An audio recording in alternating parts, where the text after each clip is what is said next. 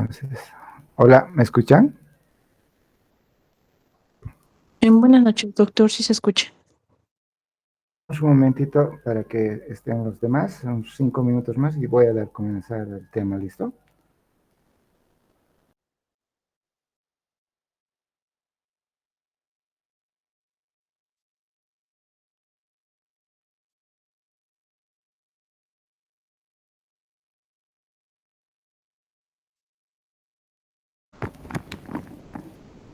¿Me escuchan, no? Buenas noches, doctor, sí se escucha. Bueno, ya comenzaré el tema.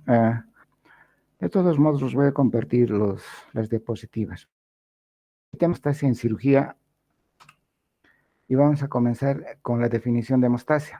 ¿Qué es la hemostasia? Es un conjunto de mecanismos fisiológicos dirigidos a impedir la pérdida sanguínea que produce al lesionarse la pared vascular. Tipos de hemostasia. Tenemos dos, la fisiológica y la quirúrgica. ¿Cuál es el objetivo de la hemostasia? Control de la hemorragia, preservar la integridad vascular, preservar la circulación periférica y la cicatrización. Fases de la hemostasia fisiológica. Hay una fase vascular, una fase plaquetaria y una fase de coagulación plasmática.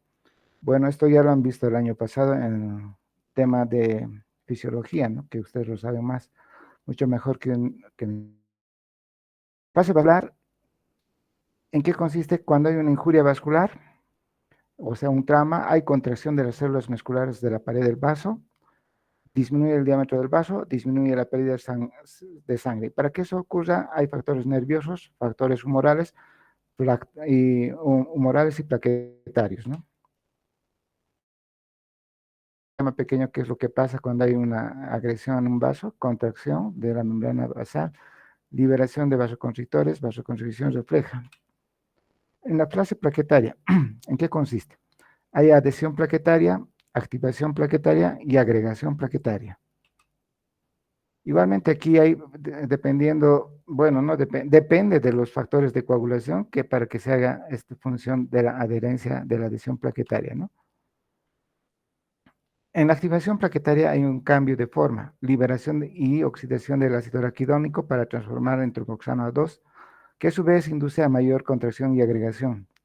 Reordenamiento de las fosfolipoproteínas de la membrana con capacidad de ligar al factor 10 y activar coagulación. Secreción de los gránulos para reclutar más plaquetas y fibroblastos. Este es el esquema del agregado que voy a mencionarles, ¿no? La fase de coagulación plasmática. Aquí los 13 factores de coagulación que son importantes en la fase fisiológica de coagulación, así también en la fase quirúrgica, bueno, no intervienen tanto, ¿no? Los factores de coagulación, aquí los vuelvo a mencionar, son 13, cada cual está sintetizada por el hígado, son vitamina K dependientes, tienen varios nombres, factor 1 fibrinógeno, factor 2 protrombina, procalicreína, proconvertina y así sucesivamente, ¿no? Aquí los factores más importantes son los factores K dependientes. En realidad todos son los más importantes, pero estos son los que en alguna forma dependen o necesita el organismo que se pueda coadyuvar, ¿no? Con la vitamina K. La cascada de coagulación está compuesta por dos vías, la vía intrínseca y la vía extrínseca, ¿no?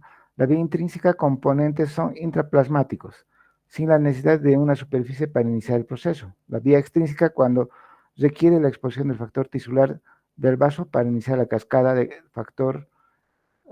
factor K dependientes, ¿no? El 2, el 7, el 9 y el 10.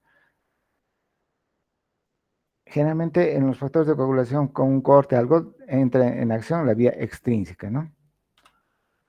Aquí tenemos un pequeño esquema de la vía intrínseca. Otro concepto en el tema de coagulación en cirugía, en una hemostasia en cirugía es la fibrinólisis, ya no es coagulación, ¿no? En este consiste en la disolución del coágulo y el restablecimiento del flujo sanguíneo. Esto es importante para algunas alteraciones vasculares. La fibrinólisis es el plasminógeno que se activa plasmina y a su vez a fibrinólisis. El activador del plasminógeno tenemos el TPA activador tisular y los factores 12-11 y calicreína, ¿no? Inhibidores de la fibrinólisis, tenemos el inhibidor de la TPA, alfa-2-APTA, antiplasmina, y el inhibidor de fibrinólisis activable de la protrombina. En realidad, todo lo que anteriormente mencionamos está en el libro de fisiología, que ustedes lo deben saber mucho mejor. Ahora entrando, pero era necesario hacerles recuerdo, ¿no? Principalmente de los factores de coagulación. La hemostasia quirúrgica ahora se divide en su estudio en dos, en temporal y en definitiva. Hemostasia quirúrgica temporal son unas maniobras que se busca detener el sangrado de modo inmediato y se usa mientras no se puede aplicar el método definitivo. En este tipo de hemostasia se recurre a métodos mecánicos como la presión. Ahí pueden ser de varios tipos: la digital, la dígito digital, la compresión directa y la compresión indirecta. Aquí les estoy mostrando unas figuras de lo que les estoy mencionando, ¿no? La hemostasia instrumentada es muy precisa por lo que se hace con instrumentos que ocluyen y fijan de manera temporal el vaso o los vasos que sangran. La más común es la hemostasia por pinzamiento, en la que una pinza diseñada para este uso ocluye el vaso sangrante y previene o detiene la hemorragia. La pinza Kelly es una pinza hemostática, por ejemplo. Las Bulldog también. Aquí estamos viendo las dos pinzas Kelly. El medio más técnico en cirugía consiste en identificar en forma oportuna los vasos que se han seccionado y aplicar dos pinzas hemostáticas a cada lado y divididas entre ellas, ¿no? Las pinzas arteriales, o Bulldog o pinzas Kelly también. Bueno, este es un método también haciendo una compresión extrínseca. Puede ser un torniquete o la vena de Smarts. Aquí en la 3 se ve un torniquete y en la figura 1 y 2 es la iniciación de una venda de Smarts. El torniquete neumático sin la venda de Smarts es útil en condiciones de urgencia, ¿no? Es muy viejo y el método del torniquete hecho de un cordón y aplicado a una raíz de la extremidad prácticamente ya no tiene uso, salvo cuando se actúa en sitios apartados donde no se cuenta con recursos ni con la presencia de un médico. Si se llegara a emplear, se debe alojar por lo menos unos 20 segundos cada 20 minutos. Por unos segundos, ¿no? 10 segundos cada 20 minutos, con el objeto de irrigar de manera momentánea los tejidos y arrastrar los catabolitos ácidos que se acumulan. O sea, no se puede dejar con torniquete permanentemente, entonces hay que tener cuidado de que cada 20 minutos se retire el torniquete o se afloje el torniquete para que vaya a irrigar el tejido, si no se nos necrosa y muere el tejido, ¿no? Otro método hemostático temporal es el taponamiento con compresas o tiras de gasa, además de sondas, para detener hemorragias en capa producidas por múltiples lesiones en vasos pequeños que serían difíciles o imposibles de localizar individualmente. El uso más difundido es el taponamiento de ciertas cavidades, como las fosas nasales, la cavidad uterina, el recto, la vagina o el esófago, ¿no?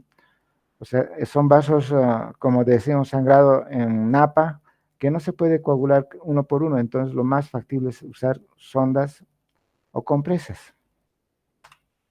Aquí tengo unos esquemas del taponamiento nasal que en algún momento lo van a realizar y aquí se ve cómo entran las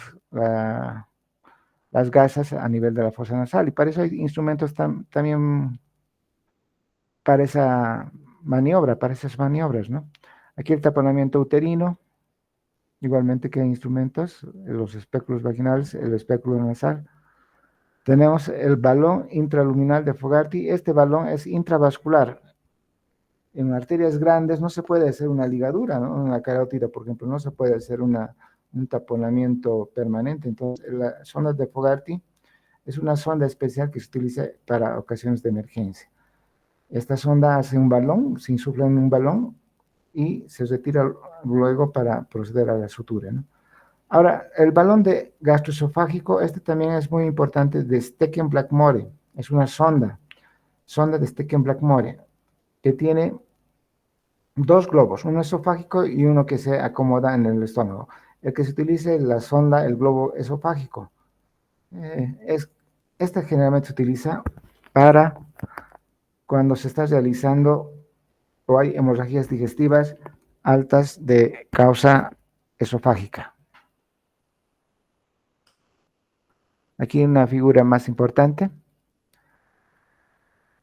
Vean que tiene dos globos, ¿no? Tres lúmenes. Un lumen para insuflar el globo esofágico, el otro lumen para insuflar el globo gástrico, el otro lumen para vaciar el contenido gástrico. Pero como les dije anteriormente, esta se utiliza generalmente para evitar las hemorragias de las varices esofágicas generalmente. Quirúrgica definitiva. Son generalmente medios mecánicos, ¿no? La ligadura de vaso, la transfijación, la reconstrucción vascular, la torsión, grapas metálicas y la cera de hueso. Es el medio más empleado, ¿no?, para practicar la hemostasis definitiva. En pequeños vasos de tejido adiposo se usa en común una hebra de catgut simple de calibre de 2 a 3. Para vasos arteriales es preferible usar material inabsorbible o absorbible sintético del mismo calibre, ¿no? La ligadura de vasos del tamaño de la arteria radial se recomienda usar material inabsorbible de calibre 2 ceros. Bueno, son arterias muy grandes, ¿no? Transfijación. También se llama ligadura por transficción. El vaso que se desea obliterar se traspasa con aguja e hilo, y se rodea con hilo y se reanuda firmemente. Se usa para ligadura de pedículos, de vasos grandes, de tejidos muy vascularizados, donde no se puede individualizar el vaso y pinzarlo de forma aislada, o sea, se hace en forma de un tejido en bloque, una ligadura en bloque. Como aquí se puede ver en este cuadro, se hace pasar la aguja por medio del bloque o del vaso grande, y alrededor de las pinzas se procede a hacer la ligadura.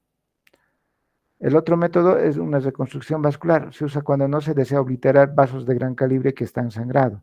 Se toma los dos cabos del vaso con pinzas arteriales de bocados atraumáticos y se hace la arteriografa o reconstrucción arterial para restablecer el flujo de sangre de las arterias y retirar las pinzas, ¿no? Este método se usa en vasos de importancia como ilíaco, femorales, carotidios, entre otros de gran calibre. Comprometería la irrigación de un órgano o la viabilidad de una región anatómica extensa. Entonces es necesario hacer una reconstrucción. Y esto generalmente lo hacen los cirujanos vasculares, porque son hilos de pequeño calibre, ¿no? 5 ceros, 4 ceros generalmente, que se hacen, con los cuales se hace. Aquí se ve un poco de la reconstrucción de ese vaso, de un vaso de gran calibre. La torsión consiste en hacer sobre su eje varias veces la pinza que sujeta un vaso hasta que éste se rompe por efecto de la torsión. Este método tiene la ventaja teórica de no dejar hilos en la herida, aunque ya no se usa. Lo considera muy inseguro, ¿no? Grapas metálicas. Se utilizan grapas o clips metálicos que se colocan con una pinza especial para obliterar individualmente los vasos de pequeño calibre, de mediano calibre, en zonas difíciles de difícil acceso, que están rodeadas con tejido laxo. La pieza de metal puede ser de acero inoxidable o de titanio. Forma de U, y se aplica con una pinza especial que rodea el vaso por ocluir. A medida que el mecanismo del aplicador se acciona, las mandíbulas cierran la pieza metálica que se deja alojadas en forma permanente en sus tejidos. Se usa en cirugía general, neurocirugía y cirugía cardiovascular. Bueno, aquí está un poco reflejado todo lo que he ido mencionando, el torniquete, la hemostasia digital, compresiva y todo lo demás. Estos son los clips metálicos que les he mencionado este último. Generalmente estos clips son de titanio y se usa para cirugías laparoscópicas en general, ¿no?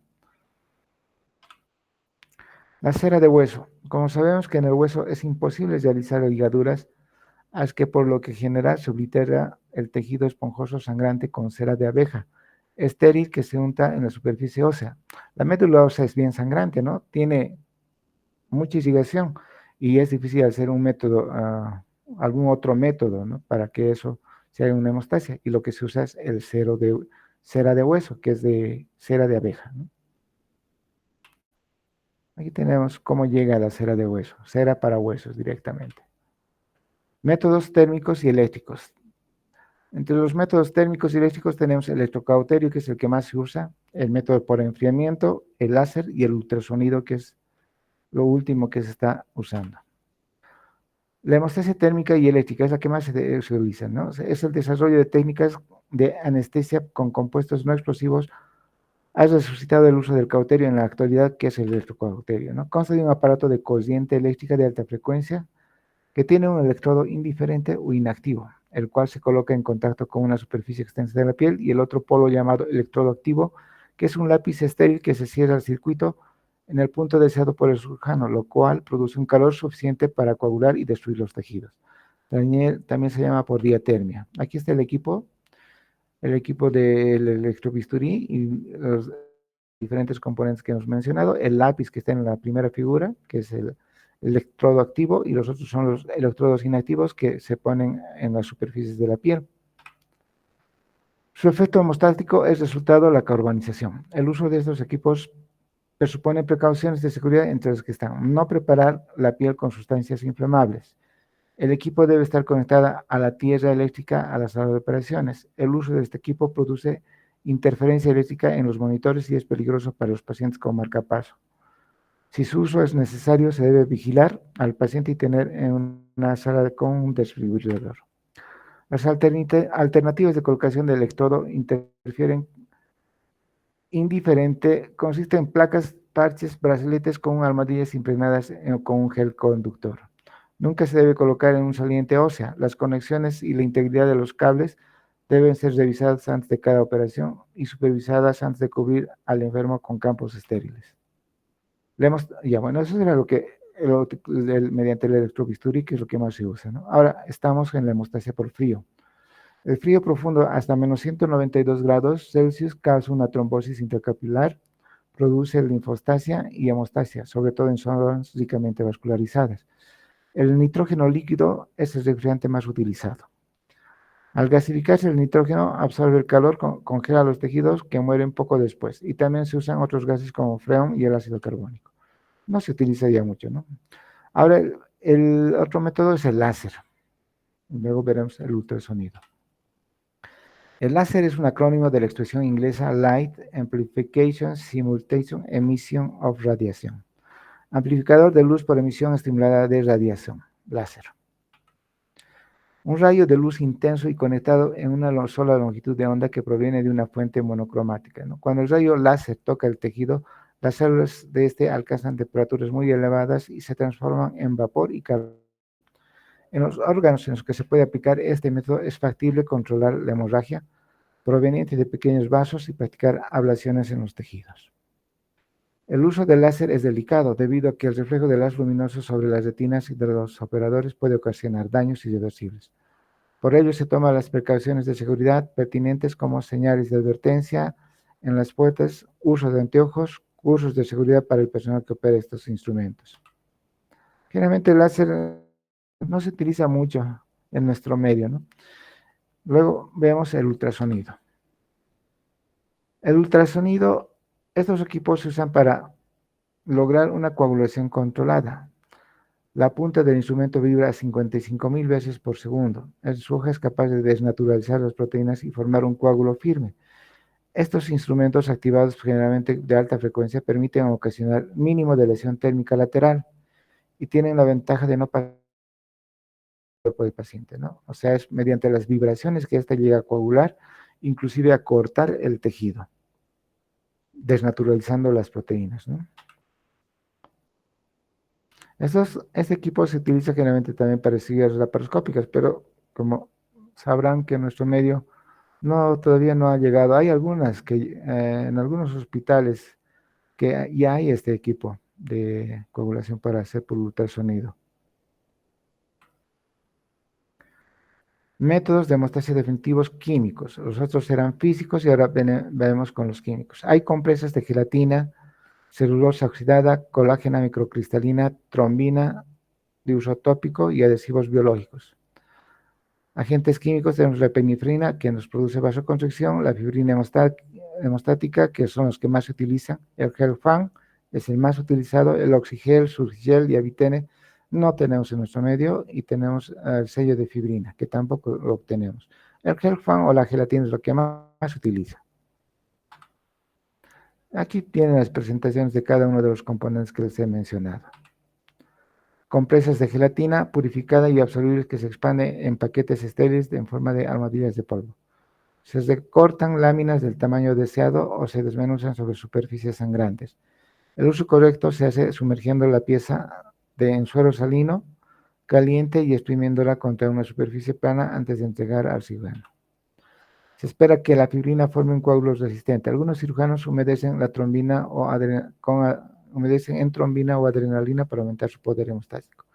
Demora de 20 a 45 días en reabsorberse, pero la coagulación que provocan es ese instante.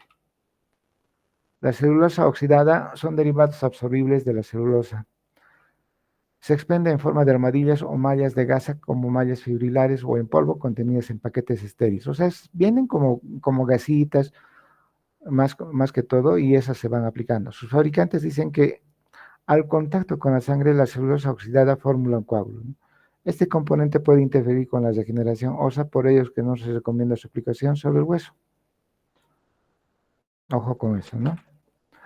Colágena microcristalina. Es un polvo hecho con el corión de bovino, perfectamente purificado que se presume como un hemostático tópico. Viene en frascos de vidrio esterilizados de los que se forman pequeñas cantidades de polvo, que se ponen sobre la superficie que sangra y se hacen compresión. Se supone que la hemostasia se hace por adherencia de las plaquetas y deposición fibrina en los intersticios de la colágena animal. Trombina para uso tópico. Son componentes sanguíneos de bovino que al igual que otros agentes favorecen la coagulación de pequeños vasos sanguíneos. Se puede usar en combinación con gasas de celulosa o gelatina que se colocan en los lechos capilares a fin de contener el sangrado en capa, o en napa también dicen, ¿no? O sea, son sangrados bien pequeños que no se puede controlar con un electro. Adhesivos biológicos. Se preparan adhesivos hechos de fibrinógeno, crioprecipitados en plasma humano y trombina, de origen bovino, los cuales forman un compuesto llamado cola de fibrina que se aplica a los tejidos en forma de líquidos, gel o aerosol, para controlar el sangrado, incluso para aproximar y pegar los tejidos frágiles que de otro modo serían difíciles de suturar. Es importante también en este tema estudio de la función de hemostática, la anamnesis, el examen físico y los valores que tenemos que saber: número de plaquetas, tiempo de hemorragia, tiempo de protrombina, tiempo de tromboplastina parcial activada y el tiempo de trombina. El número de plaquetas, la trombopenia es la causa más frecuente de trastornos hemorrágicos, ¿no? Los valores normales están entre 150.000 a 400.000 milímetros cúbicos. Tiempo de hemorragia. Mide la actividad de la hemostasia primaria, por tanto se altera en enfermedades del vaso, trombopenias y enfermedades de la función plaquetaria. Valor normal, 1 a 4 minutos. Tiempo de hemorragia. El tiempo de coagulación. Evalúa el tiempo de formación del coágulo. Valor normal, de 6 a 10 minutos. Tiempo de tromboplastina activada. Mide la actividad de la vía intrínseca y sirve para monitorizar el tratamiento de heparina. Entonces, el tiempo normal es de 32 a 40 por minuto. Ojo que este no sirve solamente para monitorizar el tratamiento de heparina. Tiempo de trombina. Mide la actividad del fibrinógeno, que es del 13 a 15 por minuto. Valor normal. Tiempo de protrombina. Mide la actividad de la coagulación extrínseca. Sirve para el control de la anticoagulación oral, ya que permite el factor de agotarse, ya que el primer factor al agotarse, al actuar los anticoagulantes orales, es el factor 7. Valor normal, 12 segundos. Tiempo de protrombina. Aquí hay una interpretación de tiempo protrombina activada, dependiendo de las anomalías congénitas, las anomalías adquiridas, ¿no? El INR es el cociente internacional normalizado ratio, ¿no? El tiempo de protrombina del paciente sobre el tiempo de protrombina normal. ISI, el índice internacional de sensibilidad. Aquí tenemos un valor normal. El valor normal es de 1 a 1.2. Ya los valores que hay valor alteración son 1.8, 2.6. Intervalo de referencia. El intervalo terapéutico para el tratamiento de coagulante oral es de 2.0 a 4.5. La sociedad, o sea, de referencia del INR, ¿no? INR. La Sociedad Británica de Hematología recomienda los intervalos siguientes. Profilaxis de trombosis venosa profunda, incluyendo en los pacientes de alto riesgo, de 2 a 2.5. Estos en relación al INR, ¿no? Estos son valores que el paciente pacientes que están con tratamiento anticoagulante, se tiene que valorar estos valores, ¿no? Para que no causemos alguna iatrogenia. La profilaxis de trombosis venosa profundo en la cirugía de cadera o en la fractura femoral, el tratamiento de la trombosis venosa profunda, embolia pulmonar, ataques e isquemia transitorios de 2 a 3.0. La trombosis venosa profunda y el edema pulmonar recurrentes de infarto, miocardio, injertos y arteriales, prótesis cardíacas y válvulas protésicas es de 3 a 4.5. En los Estados Unidos se recomienda un INR de 2 a 3.5 con un rango de 2.5 a 3.5 para pacientes con válvulas mecánicas. En Europa se recomienda de 2.5 a 4.8 con un nivel de 3.6 y 4.8 para válvulas mecánicas. Interpretación. Los rasgos terapéuticos representados por los intervalos en los tratamientos anticoagulantes es eficaz sin un excesivo riesgo de sangrado. El INR solo se debe solicitar e informar en pacientes bajo tratamiento anticoagulante, como les he mencionado todas las anteriores diapositivas, ¿no? Y bajo ningún concepto para el control de diferentes patologías o estudio de control preoperatorio. La estandarización se ha hecho en pacientes de bajo tratamiento anticoagulante oral, por lo cual no es racional usarlo para otro fin. Entonces el INR es solamente para patologías anteriormente mencionadas, ¿no? Bueno, es todo lo que se ve en hemostasia en cirugía. Lo más importante son las partes que he mencionado de la parte hemostasia quirúrgica, ¿no? La anterior parte de la fisiológica es la que ustedes ya lo saben mucho mejor que yo. No sé si tienen alguna pregunta.